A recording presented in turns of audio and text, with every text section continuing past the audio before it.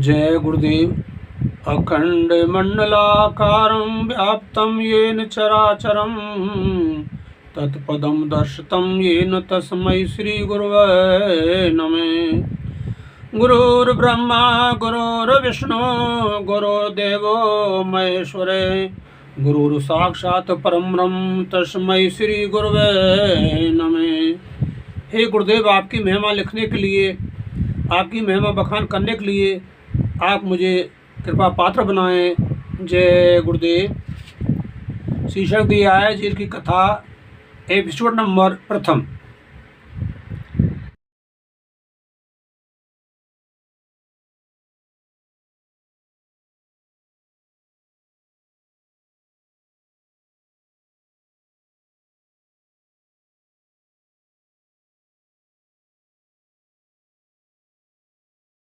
जय गुरुदेव। आप देख रहे हैं जय गुरुदेव चैनल नदवई। आज दिनांक 24 सितंबर 2024 का ये दिन और इस समय में मौजूद हूँ जय गुरुदेव संगत आश्रम, ये जिला भरतपुर का छोटा सा निर्माणाधीन गुरु महाराज का आश्रम। सामने गुरु महाराज की कुटिया आप देख रहे हैं। जय गुरुदेव। और आज मैं आपको गुरु महाराज पर जो ज़्यादतियाँ की गई थी सन 1975 में, तत्कालीन उस समय जो प्रधानमंत्री थी इंदिरा गांधी, उनके द्वारा जो आपातकाल लगाया गया था, तो गुरु महाराज को जेल के अंदर बंद कर दिया गया था और क्या क्या यातनाएं वहाँ दी गई थी, तो उसका एक एपिसोड प्रथम भाग में आपको डाल रहा हूँ। आशा है आप इस भाग से सुन करके अति दुखी होकर के गुरु महाराज के चरणों में आपकी जीवात्मा पहुँचने के लिए आतुर होगी और आप इस समय अपने परिवार सहित सुख शांतिपूर्वक अपना समय व्यतीत कर रहे होंगे। जय गुरुदेव। अब मैं आपको लिए चलता हूँ गुरु महाराज की कुटिया के अंदर। देखते हैं क्या सीन वहाँ से आपको मिलता है, गुरु महाराज की क्या दया मुझ पर बरसती है और किस तरह से मैं आपको उस अन्यायी शासक श्रीमती इंदिरा गांधी के बारे में जो छेड़छाड़ उन्होंने की थी गुरु महाराज साथ में, उसके बारे में आपको बतलाऊंगा। जय गुरुदेव।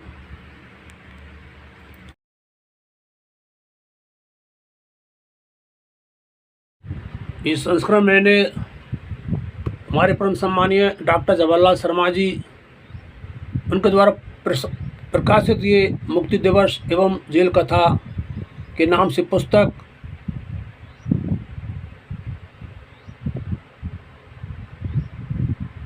शंखनाद प्रकाशन मधुबनी बलिया के द्वारा ये पुस्तक निकाली गई है।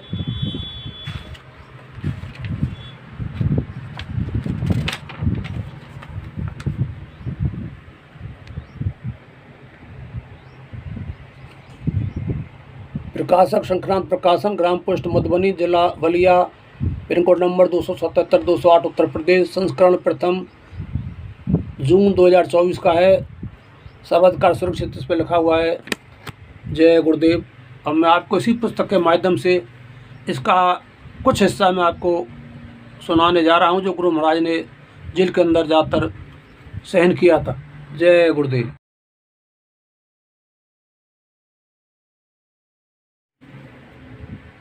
उनतीस जून 1975 दिन रविवार, समय करीबन 3:30 बजे से 4 बजे के मध्य, दो पुलिस इंस्पेक्टर, जिसमें एक का नाम श्री मुनेठा और दूसरे जो सहायक थे उनका नाम शंभू सिंह जी है, ये दोनों अपनी निजी गाड़ी लेकर के जय गुरुदेव आश्रम जो बना हुआ है वहाँ आए। तो मैं आपको पुनः सुनाता हूँ कि देश में विधवा स्त्री प्रधानमंत्री इंदिरा गांधी के प्रधानत्व में काल में सत्तासीन कांग्रेस सरकार के शासन में दिनांक 29 जून 1975 से लेकर के 22 मार्च 1977 तक विश्व प्रसिद्ध देशभक्त महात्मा बाबा जय गुरुदेव परम संत स्वामी जी महाराज को जेल के कैद खाने में खूंखार अपराधी की भांति बंद कर दिया गया था। देश में हुए लोकसभा के चुनाव के परिणाम घोषित होने पर सन 1947 में भारत को आज़ादी मिलने के बाद से सन 1977 21 मार्च तक इन कई प्रकार ने देश की केंद्रीय सत्ता का काबिज रहने वाली कांग्रेस सरकार का पतन हो जाने और 22 मार्च 1977 से देश की सत्ता पर गैर कांग्रेसी जनता पार्टी का शासन हो जाने पर 23 मार्च 1977 को अपराह्न दोपहर बाद 3 बजे दिल्ली के तिहाड़ जेल से बाबा जय गुरुदेव को रिहा किया गया। जय गुरुदेव। दिनांक 29 जून 1975 दिन रविवार को अपराह्न दोपहर बाद 3:30 से 3:45 के बीच पुलिस की जीप से इंस्पेक्टर जिनका नाम है पनेठा और सब इंस्पेक्टर जिनका नाम है जम्मू सिंह चिरौली संत आश्रम कृष्णनगर मथुरा पर आए। स्वामी जी महाराज यानी बाबा जय गुरुदेव जी अपने बरामदे में बैठे हुए थे। उन्होंने स्वामी जी से कहा कि कोई कागज़ आया है, आपको डीएम साहब ने बुलाया है, इसलिए आपके लेने के लिए हम यहाँ आए हैं। इस प्रकार देखिए भक्तों, ये दो हमारे पुलिस इंस्पेक्टर जिनका नाम, एक का नाम पनेठा और दूसरे का नाम जम्मू सिंह, गुरु महाराज के चिरौली आश्रम पर आए और गुरु महाराज से कहा कि आपको डीएम साहब बुला रहे हैं, ये कागज़ उन्होंने भेजा है। तो स्वामी जी ने कहा कि अच्छा चलो, हम तो इंतज़ार ही कर रहे थे। गुरु महाराज बोलते हैं कि बहुत ठीक है, हम तो इस बात का इंतजार कर रहे थे। और गुरु महाराज उठ गए। फिर पुलिस वालों ने स्वामी जी को अपनी जीप में बैठा लिया। ये मथुरा के दोनों पुलिस इंस्पेक्टर स्वामी जी को लवाले जाकर डीएम साहब के पास उनके ऑफिस में पहुंचा दिए और वे वहां पहुंचकर चले गए। गुरु महाराज को डीएम साहब के पास छोड़ करके दोनों पुलिस अधिकारी वहां से चले गए। स्वामी जी महाराज अपने आश्रम से जब सहजता से पुलिस वालों के साथ डीएम साहब के पास जाने लगे तो उनके पीछे से आश्रम के कुछ कार्यकर्ता कार के पीछे से तारा बहन के पुत्र शांति कुमार उर्फ मुन्ना और उदय नारायण लाल उर्फ बाबूजी उनके पीछे पीछे चलकर डीएम ऑफिस पहुंचे। डीएम ऑफिस में डीएम को सामने स्वामी जी की कुर्सी पर बैठे हुए थे। ये दोनों लोग भी पास में रखे दो कुर्सी पर बैठ गए।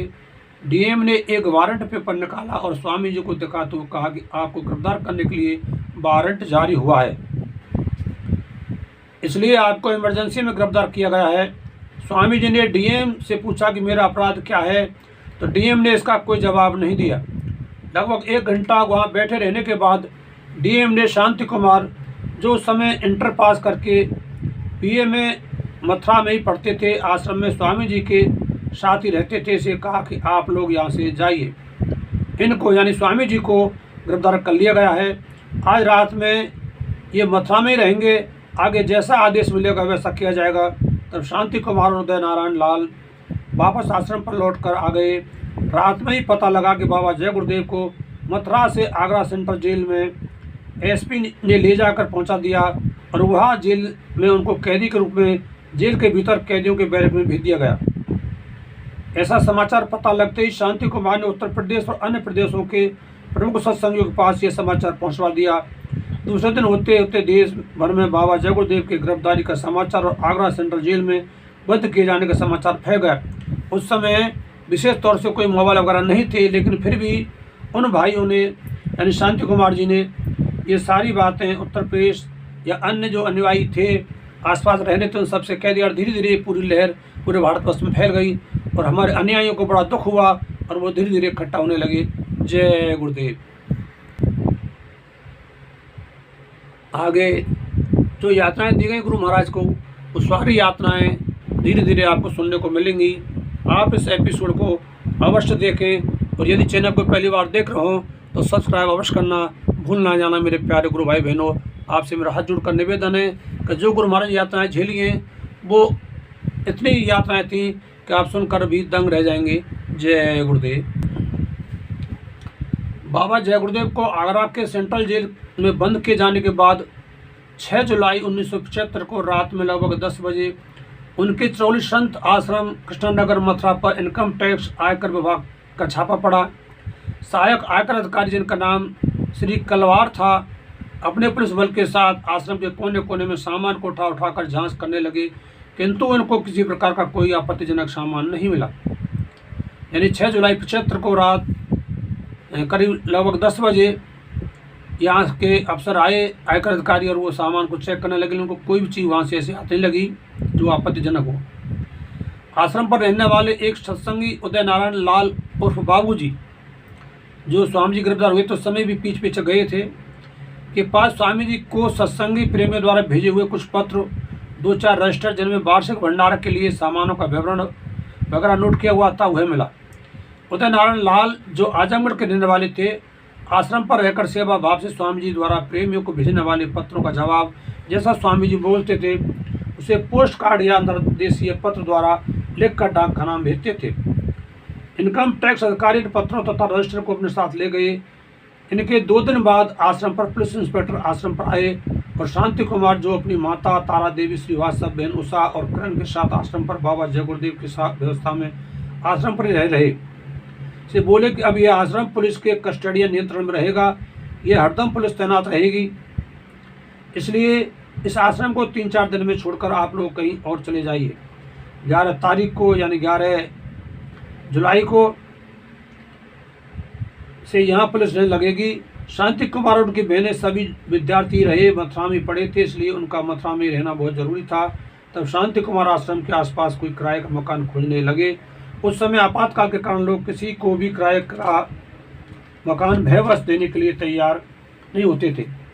दौड़ धूप करने के बाद आश्रम के पास ही एक सरदार जी अपने मकान में 2 कमरा किराए पर देने के लिए राजी हुए और ये दोनों बहन भाई उस कमरा में रह करके गुरु महाराज की सेवा और अपनी पढ़ाई का काम पूरा करते रहे।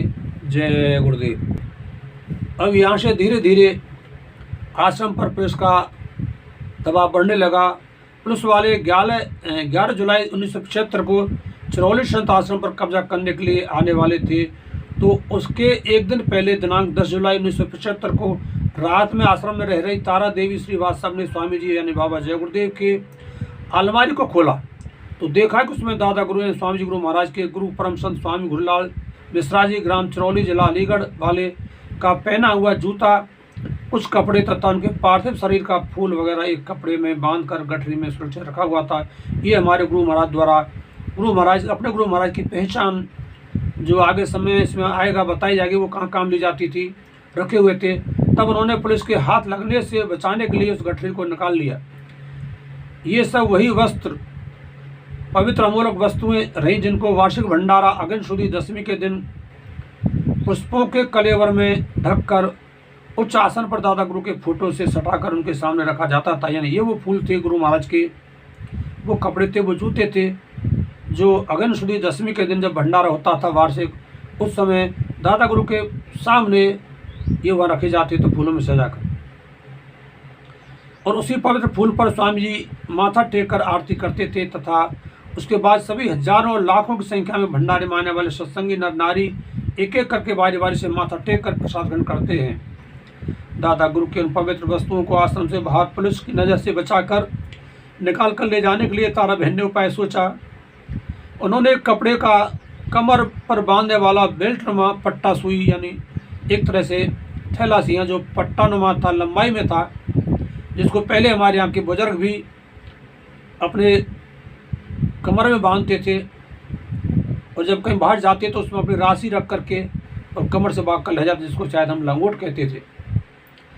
तो बेल्ट में पट्टा सुई डोरे से सिलाई करके बनाया और उस बेल्ट के 2 कपड़ों के तह के बीच में दादा गुरु के फूल के एक एक हड्डी के टुकड़ों को रखकर ऊपर से अच्छी तरह से सिलाई कर दिया। इस तरह से दादा गुरु जी के फूलों को छिपाकर आश्रम से बाहर ले जाने के लिए तारा बहन ने कमर पर बांधने वाला कपड़े का पट्टा तैयार कर लिया तथा सामान जूता कपड़ों को गठरी बनाकर सामान के बीच में छिपाकर एक झोला में रख लिया।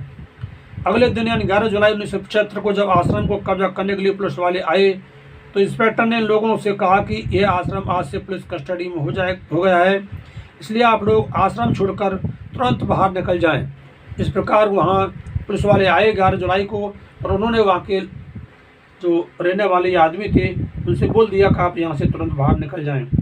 तब तारा बहन ने उस बेल्ट को अपने कमर में के ऊपर बांध लिया और साड़ी पहनकर साड़ी के अंदर झोला को छिपा लिया और वो वहाँ से साड़ी से ढके हुए अपने बच्चों शांति कुमार और साथ तथा करण के साथ आश्रम के कमरे में से चलकर उसके गेट के बाहर निकल गई। आश्रम से चलते वक्त पुलिस ने उनकी ना ही कोई टोका ना ही कोई तलाश ली। यह गुरु महाराज की विशेष कृपा रही थी। उस उदय नारायण जो आश्रम पर ही थे उनको पुलिस ने गिरफ्तार करके जेल में बंद कर दिया। जो उदय नारायण वहाँ मौजूद थे उनको आश्रम वालों ने आश्रम पर आकर के पुलिस वालों ने गिरफ्तार कर लिया और उनको भी जेल भेज दिया। बाद में वे जमानत पर छूट कर बाहर आए और अपने घर आजमगढ़ चले गए। ये वही उदय नारायण जी थे जो गुरु महाराज के संग जिस समय जेल से उनको ले गए थे, साथ साथ गए थे, और अब वो जमानत पर रिहा होकर के वापस अपने आजमगढ़ चले गए। ये लोग आश्रम के पास ही किराए पर लिए गए मकान में रहने के लिए चले गए।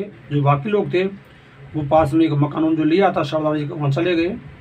इस प्रकार तारा बहन ने अपनी बुद्धि युक्ति से दादा गुरु के पवित्र सामानों को पुलिस के हाथ लगने से बचा लिया। बहुत ही अच्छा सुंदर कार्य हमारी तारा बहन ने किया। धन्यवाद उन तारा बहन के लिए। जहाँ भी वो हों, गुरु महाराज उनकी रक्षा करें, देख रेख करें कि ऐसे जीव आपके पास मौजूद रहे। लेकिन हम तो अभागे उस समय आपको देख भी नहीं पाए। जय गुरुदेव।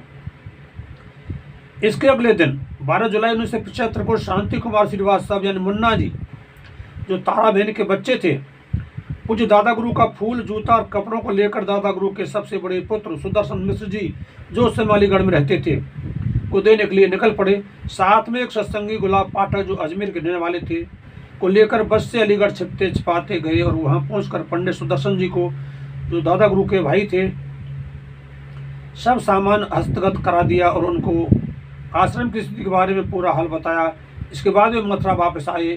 गुरु महाराज जी की कृपा रही कि मथुरा से अलीगढ़ और वापसी में अलीगढ़ से मथुरा आने के रास्ते में बस में या सड़क पर इनको किसी पुलिस ने नहीं टोका। उन दिनों आपातकाल में रास्ते चलते हुए लोगों को भी पुलिस वाले चेकिंग किया करते थे, लेकिन गुरु महाराज की विशेष कृपा थी कि इन दोनों को ना रास्ते में ना गाड़ी में आते जाते समय किसी टोका। कांग्रेस सरकार या इंदिरा गांधी के खिलाफ कुछ बोलने वाले को पुलिस वाले पकड़कर मारते पीटते गिरफ्तार करके जेल में बंद करा देते थे अथवा उसकी ज़बरदस्ती नसबंदी करवा दिया करते थे। लोग अपने घर से बाहर डर डर कर ही निकलते थे।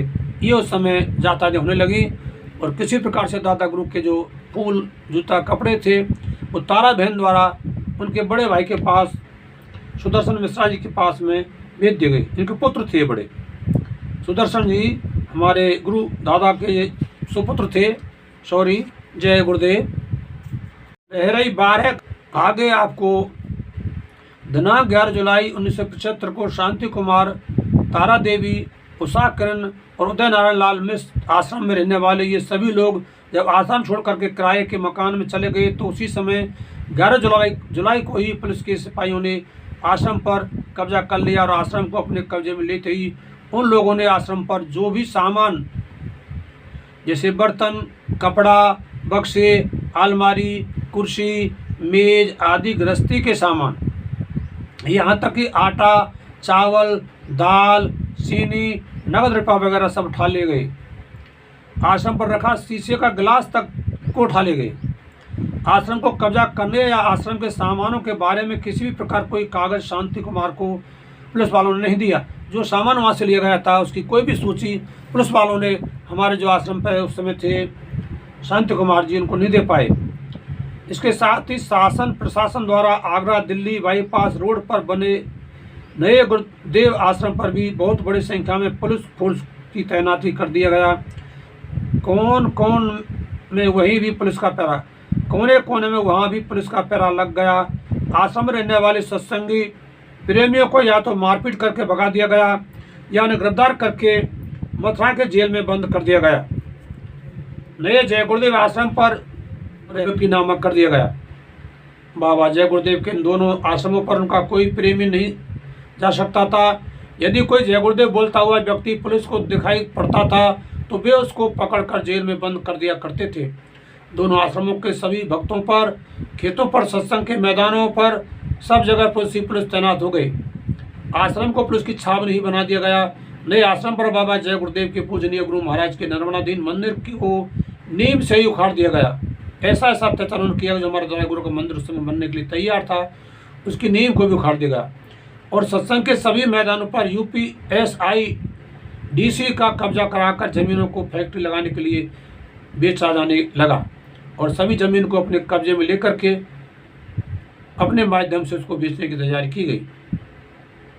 बाबा जय गुरुदेव के द्वारा जन जन के हित में सत्संग हेतु बनाए गए आश्रम का नाम निशान मिटाने के लिए आपातकाल में पुलिस ने विवेकहीन होकर कृत किया। ऐसा कार्य उस समय किया गया। आश्रम को खाली कर दिया गया, आश्रम पर कब्जा किया गया, वहाँ के बर्तन वगैरह जो भी सामान था, यहाँ तक गायों को भी बेच दिया गया। और जो गुरु महाराज का आश्रम सत्संग के लिए था उसमें भी अपने अधिकार में लेकर के उसके मिटाने के लिए उसको बेचने लग गए। इतना इतना कृत्य गुरु महाराज पर किया गया।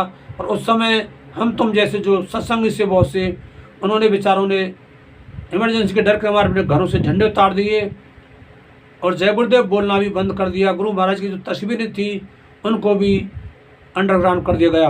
अधिकांश ऐसा हुआ था, लेकिन जो पूर्ण धैर्यधारी थे, गुरु महाराज पर विश्वास था, उन्होंने अपने घर पर झंडा भी रखा, गुरु महाराज की तस्वीर रखी और अपने हिसाब से भजन ध्यान स्मरण वो करते रहे।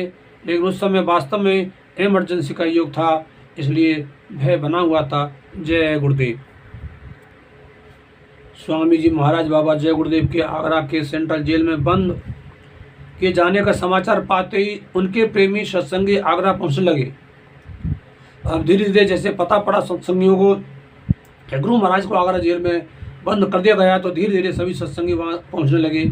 वे जेल के गेट पर जाकर स्वामी जी के बारे में गुप्त रूप से पता लगाने का प्रयास करते रहे, उनका दर्शन पाने की इच्छा करते रहे। लेकिन 3 दिन यानी 2 जुलाई 75 तक कोई पक्की खबर नहीं मिल सकी। लखनऊ से श्रीमती राजरानी भट्ट और उनके पति भूपचंद भट्ट, जो उत्तर प्रदेश सचिवालय में समीक्षा अधिकारी थे, भी आगरा जेल के गेट पर पहुंचे थे। उन्होंने देखा कि एक जेल का पुलिस सिपाही जेल के बाहर आता है और बाहर एक चाय की दुकान से केतली में चाय जेल के अंदर ले जाता है। इस प्रकार जब उसको आके देखा तो हमारे इन भाइयों की थोड़ी हिम्मत बंधी कि इसके माध्यम से हम कुछ पूछताछ करेंगे, जो हमें कुछ खबर देगा। आगे इन लोगों ने उस सिपाही से संपर्क किया और उससे गुप्त रूप से बाबा जय गुरुदेव को वहाँ होने के बारे में पूछा। उस सिपाही ने चाय की दुकान से थोड़ा दूर हट करके इनको जानकारी दिया, बाबा जय गुरुदेव यहाँ से 30 जून 1975 से सी क्लास के कैदियों की बैरक में रहने लगे। जय गुरुदेव।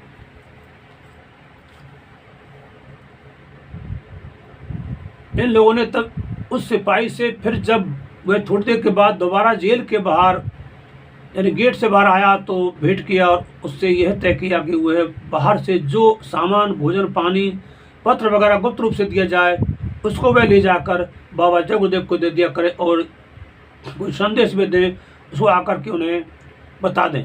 पत्र का आदान प्रदान भी कर दिया करें। उसको उचित भेंट यानी सेवा देने की शर्त पर वह सेवा कार्य करने के लिए राजी हो गया। ये भी गुरु महाराज की विशेष कृपा थी कि उस समय पुलिस वाले भी भय खाते थे, लेकिन धन्य गुरु महाराज तुम्हारी वो दया कृपा उस भाई पर जो आपके आदेश से आपसे ये संदेश पत्र खाना भोजन वगैरह सामग्री देने लेने के लिए तैयार हुआ। उस सिपाही को जगदीश कह करके पुकारा जाता था। उस सिपाही का नाम तो क्या था, लेकिन उसको जगदीश कह के आवाज़ देते थे, जिससे कोई ये नहीं समझ पाए कि किसको बुला रहे हैं। इसके बाद जगदीश के द्वारा एक पत्र स्वामी जी को भेजा गया। पत्र पाकर स्वामी जी ने जवाब लिखकर जगदीश सिपाही के हाथ से भट्ट जी को भिजवा दिया।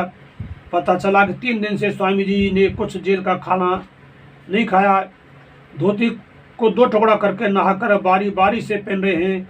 जेल में वे सी क्लास में रख गए थे, जो निम्न कोटि की सी क्लास होती है, जिसमें किसी प्रकार की कोई सुविधा नहीं होती है, सामान्य श्रेणी के आदमियों को रखा जाता है और उनको कोई ज़रूरत का सामान नहीं दिया जाता। पत्र से संदेश पाते ही राजरानी भट्ट ने प्रतिदिन टिफिन में रखकर भोजन सामग्री, सूखा मेवा, शुद्ध पानी जगदीश सिपाही के द्वारा स्वामी जी के पास भेजना शुरू कर दिया। यह गुप्त रूप से स्वामी जी स्थिति को देखते हुए कभी कभी जेल के गेट की तरफ आ जाते रहे, तो जो सत्संग गेट के पास छिप करके खड़े रहते थे वे दर्शन पा जाते थे। गुरु महाराज ने भी ये जब अनुभव कर लिया कि मेरे अनुयायी मेरे शिष्य जेल के बाहर आते हैं, तो गुरु महाराज कभी कभी टहलने के उद्देश्य से गेट के सामने आ जाते थे और वो हमारे सत्संगी भाइयों को दर्शन देते थे। अब आगे से आगरा में कहीं छुप कर ही रहने से स्वामी जी से बराबर संपर्क रखा जाना संभव था। ऐसा विचार करके उन अनुयायियों ने इसलिए वे तथा और खास परिचित सत्संगी सीआईडी रामसजन पांडे वगैरह किसी गुप्त स्थान की खोज करने लगे। सीआईडी रामसजन पांडे निवासी ग्राम सहजलपुर निकट छपिया जिला गोंडा के भाई रामसागर पांडे की ड्यूटी आगरा में ही जल संस्थान में थी और उनके संपर्क में से उनके गोंडा बहराइच जिले के कई युवकों को वहां जल संस्थान में नौकरी लग गई थी। इसलिए राम सागर पांडे, सीआईडी रामचंद्र पांडे, भूपचंद भट्ट वगैरह ने अपना आगरा से लगभग 2 किलोमीटर दूर की दूरी पर एक गंदा, संदा, सुअरवाड़ा जैसा सुनसान जगह देखा तो गोपनीयता के दृष्टिकोण से उस स्थान पर रहना उचित लगा। वहां पुलिस के पहुंचने की संभावना नहीं थी। तब उन सभी लोगों ने मिलकर उस स्थान को साफ सुथरा करके वहां एक झोंपड़ी बना लिया और आवश्यक चीज़ों, पानी वगैरह की व्यवस्था भी कर लिया। राजरानी भट्ट अब वहीं रहने लगी और वहीं पर रहकर स्वामी जी को देने के लिए भोजन, पानी तथा सामानों जैसे तेल, साबुन वगैरह की व्यवस्था करती रहीं। अब नियमित रूप से सिपाही जगदीश के द्वारा गुप्त रूप से स्वामी जी के पास संदेश का आदान प्रदान होने लगा और भोजन, पानी वगैरह स्वामी जी के पास पहुंचने लगा। अब जो सत्संगी आगरा स्वामी जी का दर्शन करने के लिए बाहर से आते रहे, वे उसी बनाई गई झोपड़ी के स्थान पर जाकर रुके रहे। स्वामी जी का हाल गुप्त रूप से मिलता रहा। स्वामी जी से मिलने के लिए कई सत्संगी प्रेमियों ने जेलर के पास आवेदन पत्र दिया, लेकिन उनसे मिलने के लिए किसी व्यक्ति को भी स्वीकृति नहीं दिया गया। शांति कुमार उर्फ मुन्ना, मोतीलाल ड्राइवर, बालमुकुंद तिवारी जी, जगन्नाथ जी वगैरह स्वामी जी के दर्शन हेतु प्राय आने जाने लगे।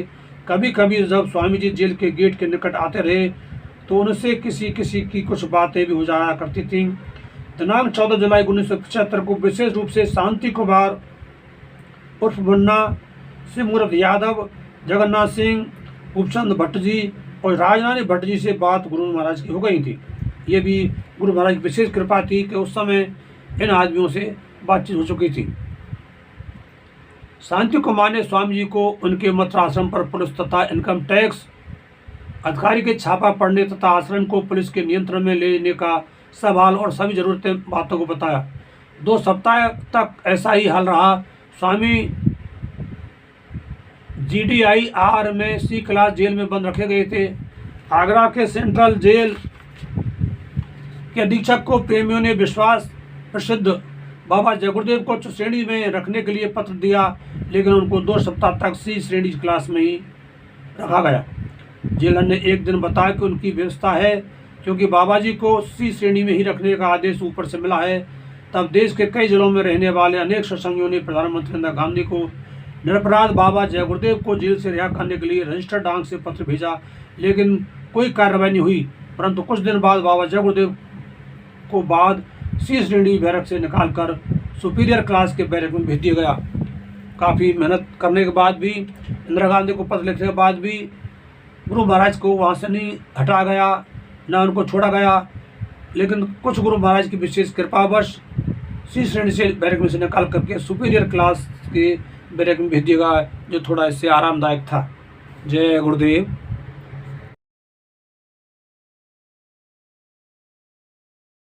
जय गुरुदेव। आगे बाबा जय गुरुदेव को जेल से रिहा करने के विषय में जब उनके प्रेमियों द्वारा भेजे गए पत्र तत्कालीन प्रधानमंत्री इंदिरा गांधी को मिला तो आगरा जेल में बंद बाबा जय गुरुदेव पर और अधिक कड़ाई किया गया। उनको DIR में 2 सप्ताह बंद किए जाने के बाद उनके ऊपर मीसा का कानून लगा दिया गया, यानी इमरजेंसी वाला, और 18 जुलाई 1975 से इनको तन्हाई में बंद कर दिया गया। इसके अनुसार उनको 6x12 फीट आकार के सीलन युक्त एक ऐसे तंग कमरे में बंद कर दिया गया, जिसमें ना ही तो हवा आने के लिए कोई खिड़की थी और ना ही तो उस कमरे में किसी तरह से सूरज का प्रकाश आता था। दिनांक 18 जुलाई 1975 को वह सिपाही जगदीश स्वामी जी को देने के लिए जब राजरानी द्वारा भेजा गया टिफिन लाया तो वे अपने बैरक में नहीं मिले। तब उसने गोपनीयता से पता लगाया और उनको तन्हाई के कमरे में बंद किया हुआ पाया। बाहर आने पर उसने राजरानी भट्ट को स्वामी जी को तन्हाई में बंद किए जाने का समाचार बताया और उनसे कहा कि अब स्वामी जी से संपर्क करना कठिन होगा। देश भर के पूरे सत्संगियों को बाबा जय गुरुदेव को तन्हाई में बंद किए जाने का समाचार पाकर भारी कष्ट पहुंचा। प्रधानमंत्री इंदिरा गांधी के जुल्म के प्रति आक्रोश उभरा और हमारे गुरु भाइयों में एक चेतना जागी। जगह जगह के प्रेमी स्वामी जी का दर्शन पाने की इच्छा से जो आगरा जेल के गेट के पास पहुंचते थे, उन्हें निराश होकर वापस लौटना पड़ता था। स्वामी जी महाराज के दर्शन और उसे उनके बाद व्यवहार से जेलर तथा जेल के कर्मचारी उनका श्रद्धा से सम्मान करते थे। गुरु महाराज का जो स्वभाव था और उनके रहन सहन को देखते हुए वहाँ के जो जेल के अंदर अधिकारी थे या जेलर थे, कर्मचारी थे, वो सभी श्रद्धा भाव से उनका सम्मान करने लगे। लेकिन मजबूरी में अपनी नौकरी बचाने के लिए उनको तनाई में बंद करके रखने का दंडात्मक कार्रवाई करना पड़ता था। फिर भी तनाई में बंद करके रखे हुए भी उनको जेलर ने कुछ ज़रूरी बातों की छूट दे रखी थी। भूपचंद भट्ट जैसे कुछ खास सत्संगियों ने गुप्त रूप से सिपाही जगदीश के माध्यम से स्वामी जी से संपर्क बना रखा। सत्संगी प्रेमियों के सेवाओं से जेलर तथा सिपाही संदेश वाहक जगदीश वगैरह बहुत खुश रह रहे थे। इस तरह पहले की तरह से ही स्वामी जी के पास उनके ज़रूरत की खाने पीने पहनने की चीज़ें पहुंचती रहीं और संदेश का आदान प्रदान भी होता रहा। स्वामी जी शौच आदि देने क्रिया हेतु कमरे से बाहर निकल कर जाते थे तो थोड़ा इधर उधर टहल भी लेते थे। वापस आकर उनको उनके तनाई वाले कमरे में बंद करके ताला भी लगा दिया जाता था ताकि अन्य किसी को उनके बाहर निकलने के बारे में पता नहीं चले। उनके जेलर द्वारा दी गई छूट के प्रति किसी को कोई शंका नहीं होने पाए।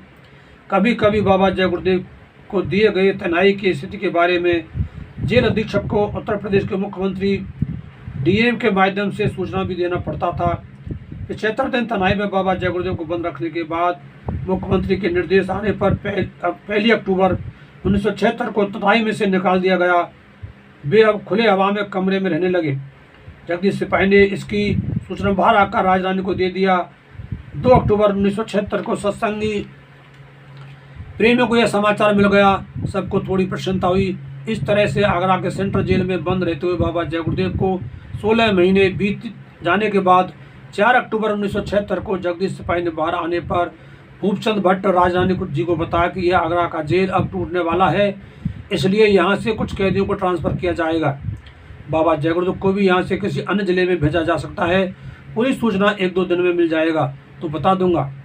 दूसरे दिन उसने पता लगाकर राजधानी जी को बताया कि 9 अक्टूबर 1976 को गोस्वामी जी बाबा जय गुरुदेव को बरेली जेल के सेंट्रल जेल में भेजने के लिए आर्डर बनाया है। उनको 9 अक्टूबर 76 को यहाँ से बरेली जेल भेजा जाएगा। यह पक्की सूचना है। जब जरूरी कागज बन गया है, जगदीश ने जब यह सूचना दिया तो कुछ उदास सा हो रहा था, लेकिन फिर उसने भूपचंद भट्ट से कहा कि आप लोग चिंता मत करिए, बरेली जेल में मेरा एक खास सिपाही मेरा साथ का है, उसका नाम पता नोट करा दे रहा हूँ, उससे आप गुप्त रूप से मिल लीजिएगा। वह वहाँ भी बाबा जय गुरुदेव से आपका संदेश तथा सामान का आदान प्रदान गोपनीयता से करवा देगा। मैं उसको बता दूंगा। उसको लोग भोला कर बुला लेते हैं। ऐसा समाचार पाने पर भूपचंद भट्ट ने खास जिम्मेदार सत्संगियों को खबर करके बता दिया। जिलों में खबर पहुँच गई कि स्वामी जी को आगरा से बरेली जेल 9 अक्टूबर 76 को भेजा जाएगा। ऐसी खबर पाते कुछ सत्संगी वहाँ पहले से छिपते छिपाते स्वामी जी का एक झलक दर्शन पाने की अभिलाषा से 7 अक्टूबर को ही आगरा जेल के गेट पर पास पहुंचने लगे। गेट के पास ताकते रहते थे कि कब स्वामी जी निकले और कब उनका दर्शन मिले। राजरानी भट्ट भूपचंद भट्ट द्वारा 2 किलोमीटर दूर बनाए गए झोपड़ी में छुपकर रहते हुए भी गोपनीयता और सतर्कता बढ़ती जा रही थी। 8 अक्टूबर 1976 को भूपचंद भट्ट, राजरानी भट्ट तथा जगन्नाथ सिंह गाजीपुर वाले की स्वामी जी से भेंट हो गई थी, तो स्वामी जी ने बरेली जाने के बारे में प्रोग्राम बता दिया और आगरा से लोगों को कब कैसे पीछे पीछे चलना है यह सब बात बता दिया गुरु महाराज द्वारा। आदेश पाकर ये लोग कल स्वामी जी के साथ पुलिस वालों के पीछे पीछे चलने की योजना के लिए तैयारी में लगे गए। जगन्नाथ सिंह जी ने आगरा से एक मोटर गाड़ी किराए पर ले लिया और उस गाड़ी में काढ़ा वाला चाय व पैकेट, दूध चाय बनाने का बर्तन, कुल्हड़ और स्टोव तथा उसको जलाने हेतु केरोसिन तेल वगैरह सब बहुत सा फलों की टोकरी रख लिया। बलवंत सिंह देवरिया वाले भी पहुंच गए थे, तो वे जगन्नाथ सिंह के साथ चलने का प्रोग्राम बना लिए और राजरानी जी ने रात भर में कल रात से के लिए भोजन सामग्री, पूड़ी सब्जी वगैरह बहुत ढेर सा तैयार करके कई झोलों में भरकर अपने गाड़ी में रख लिया। पीने का शुद्ध पानी तथा बहुत सा कुल्हड़ तथा पत्तल का दोना भी गाड़ी में रख लिया। राजरानी के गाड़ी में चले जाने के लिए CID वाले राम सज्जन पांडे जो गोंडाग्र निवासी थे, चंद्रपाल लखनऊ वाले और सच्चिदानंद भट्ट गोरखपुर तैयार हुए। रात भर में इन सब की पूरी तैयारी सतर्कता और गोपनीयता से कर लिया गया। पुलिस वाले को इन बातों का कुछ भी भनक नहीं लगा।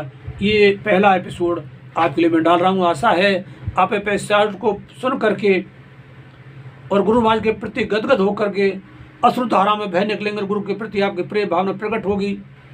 ऐसे जैसे आगे जो मैं एपिसोड डालूंगा उसमें और भी अधिक जो गुरु महाराज पर जातादियाँ की गई हैं वो भी आपके सामने उजागर करूँगा। तो मैं आपसे निवेदन करता हूँ, आप जहाँ भी हो इस एपिसोड को देखें। और मेरा चैनल है जय गुरुदेव चैनल, मैं आपसे निवेदन करता हूँ आप अधिक से अधिक इस चैनल को सब्सक्राइब करें, अपने साथियों से करवाएं, क्योंकि बहुत ही कम लोग सब्सक्राइब करना जानते हैं। इसलिए मेरा चैनल 4 साल से इस साल 4 साल के बाद में मोनेटाइज होने को जा रहा है। मैं आपसे निवेदन करता हूँ मेरी आप बात को पूर्ण पर विश्वास करें। गुरु महाराज के चरणों में मेरा सादर प्रणाम। जैसा ही मुझसे छोटा मोटा ये इस किताब से बोला गया है, गुरु महाराज मुझे आप थोड़ा शक्ति दें, मेरे भाइयों की शक्ति दें कि इस दुर्घटना को सुनते हुए अपना धैर्य ना खोए। जय गुरुदेव। ये आप देख रहे हैं जय गुरुदेव संगत भरतपुर की है स्वामी जी का छोटा सा स्थान। और इस समय गुरु महाराज की कुटिया के अंदर से मैं आपको पूरा चित्रण कुटिया को दिखला रहा हूँ। 56 नमा छोटी सी ये कुटिया गुरु महाराज की।